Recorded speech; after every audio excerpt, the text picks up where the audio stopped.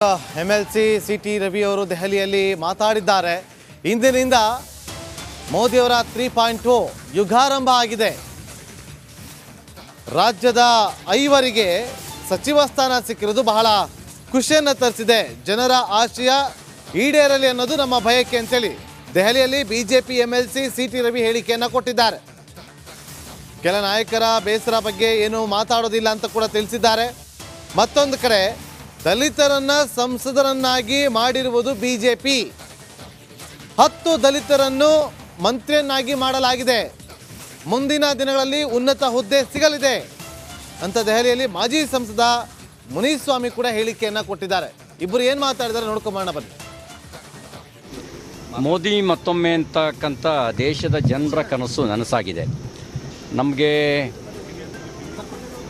ಮೋದಿಯವರ ತಂಡ, ಹೊಸ ತಂಡ ನಿನ್ನೆ ಪ್ರಮಾಣ ವಚನ ಸ್ವೀಕಾರ ಮಾಡಿದೆ. ಪ್ರಧಾನಮಂತ್ರಿ ನರೇಂದ್ರ ಮೋದಿಯವರಿಗೆ ಮತ್ತು ಹೊಸ ತಂಡಕ್ಕೆ ಶುಭಾಶಯಗಳನ್ನು ಸಲ್ಲಿಸ್ತೇನೆ. ಜೊತೆಗೆ ಕರ್ನಾಟಕಕ್ಕೂ 5 ಜನರಿಗೆ ಸಚಿವ ಸ್ಥಾನ ಸಿಕ್ಕಿದೆ. ಅದರಲ್ಲಿ 3 ಜನರಿಗೆ ಸಂಪುಟ ದರ್ಜೆಯ ಸ್ಥಾನ. ಅವರ ಮೂಲಕ ಕರ್ನಾಟಕ ಮತ್ತು ದೇಶದ ಜನರ ಆಶಯಗಳು ಈಡೇರಲಿ ಅಂತೇಳಿ ಆ ಈಡೇರಿಸ್ತಕ್ಕಂಥ ಶಕ್ತಿಯನ್ನು ಪ್ರಧಾನಮಂತ್ರಿ ನರೇಂದ್ರ ಮೋದಿಯವರಿಗೆ ಮತ್ತು ಅವರ ಸಚಿವ ಸಂಪುಟಕ್ಕೆ ಭಗವಂತ ದಯಪಾಲಿಸಲಿ ಅಂಥೇಳಿ ನಾನು ಪ್ರಾರ್ಥನೆ ಮಾಡ್ತೇನೆ. ನಮಗೆ ಅತ್ಯಂತ ಸಂತೋಷ ಆಗಿದೆ. ನಾವು ಅದನ್ನೇ ಬಯಸ್ತಾ ಇದ್ದು. ನರೇಂದ್ರ ಮೋದಿ ನಮ್ಮಲ್ಲಿ ದಲಿತರನ್ನ ಪಾರ್ಲಿಮೆಂಟ್ ಮೆಂಬರ್ ಮಾಡಿರೋದು ಭಾರತೀಯ ಜನತಾ ಪಾರ್ಟಿ.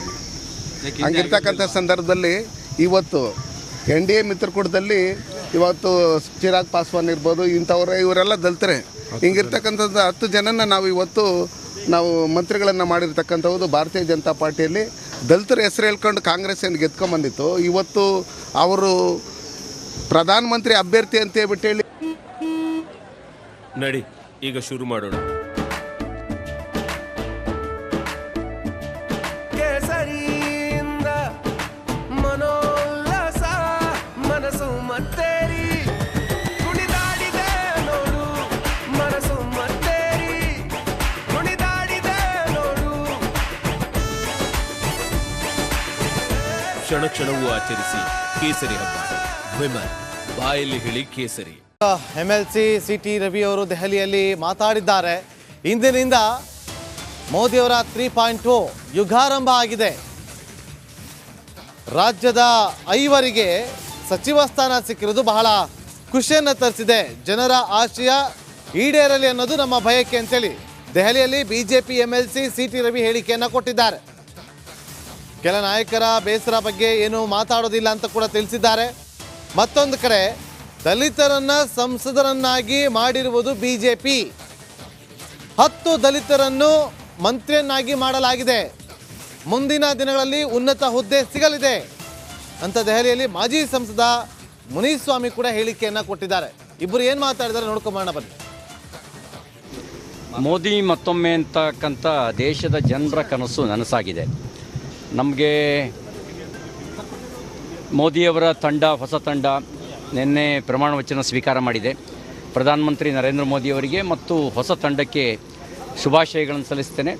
ಜೊತೆಗೆ ಕರ್ನಾಟಕಕ್ಕೂ 5 ಜನರಿಗೆ ಸಚಿವ ಸ್ಥಾನ ಸಿಕ್ಕಿದೆ. ಅದರಲ್ಲಿ 3 ಜನರಿಗೆ ಸಂಪುಟ ದರ್ಜೆಯ ಸ್ಥಾನ. ಅವರ ಮೂಲಕ ಕರ್ನಾಟಕ ಮತ್ತು ದೇಶದ ಜನರ ಆಶಯಗಳು ಈಡೇರಲಿ ಅಂತೇಳಿ ಆ ಈಡೇರಿಸ್ತಕ್ಕಂಥ ಶಕ್ತಿಯನ್ನು ಪ್ರಧಾನಮಂತ್ರಿ ನರೇಂದ್ರ ಮೋದಿಯವರಿಗೆ ಮತ್ತು ಅವರ ಸಚಿವ ಸಂಪುಟಕ್ಕೆ ಭಗವಂತ ದಯಪಾಲಿಸಲಿ ಅಂಥೇಳಿ ನಾನು ಪ್ರಾರ್ಥನೆ ಮಾಡ್ತೇನೆ. ನಮಗೆ ಅತ್ಯಂತ ಸಂತೋಷ ಆಗಿದೆ. ನಾವು ಅದನ್ನೇ ಬಯಸ್ತಾ ಇದ್ದು. ನರೇಂದ್ರ ಮೋದಿ ನಮ್ಮಲ್ಲಿ ದಲಿತರನ್ನ ಪಾರ್ಲಿಮೆಂಟ್ ಮೆಂಬರ್ ಮಾಡಿರೋದು ಭಾರತೀಯ ಜನತಾ ಪಾರ್ಟಿ. ಹಂಗಿರ್ತಕ್ಕಂಥ ಸಂದರ್ಭದಲ್ಲಿ ಇವತ್ತು NDA ಮಿತ್ರಕೂಟದಲ್ಲಿ ಇವತ್ತು ಚಿರಾಗ್ ಪಾಸ್ವಾನ್ ಇರ್ಬೋದು, ಇವರೆಲ್ಲ ದಲಿತರೆ.